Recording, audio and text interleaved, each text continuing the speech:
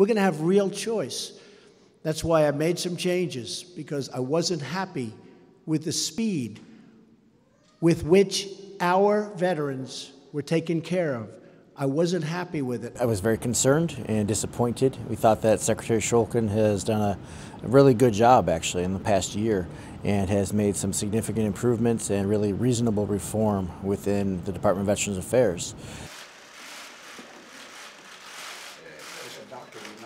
Whoever becomes the next secretary will be the 6th leader of that organization in 4 years. There's no way to ever build real momentum for real reform when we're changing the leadership every few months in some cases. And we also have a serious leadership vacuum there because we have no Undersecretary for Health or for Benefits.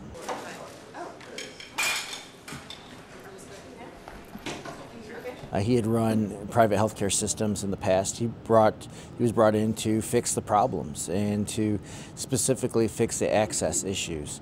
Veterans really like the care they receive within the VA. Survey after survey, without exception, shows that.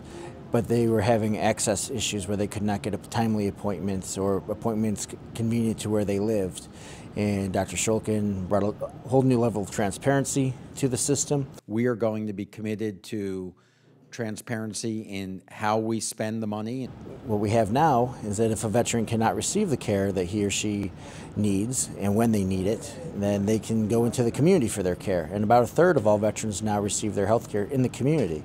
So it's really expanded that, and veterans are benefiting from that.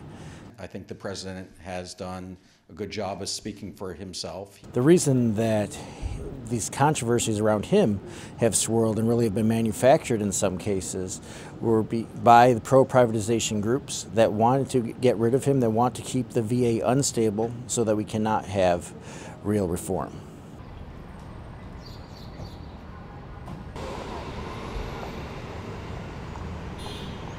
The nominee that the President has named, we have questions about his qualifications. He seems to be a great guy. Everyone seems to like him. He's a doctor, which we like the medical background, but again, medicine's only about 1/3 of what the VA is. And honestly, we don't see in his background at this point. We're willing to give him a chance, but we don't see the background where he can manage a $200 billion budget or 350,000 employees.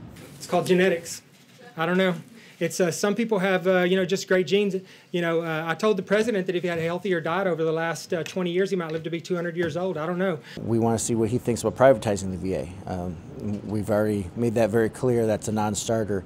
If that's the goal, then we will oppose this nomination. But we're hopeful that he's going to be a good leader. That's exactly what the veterans need.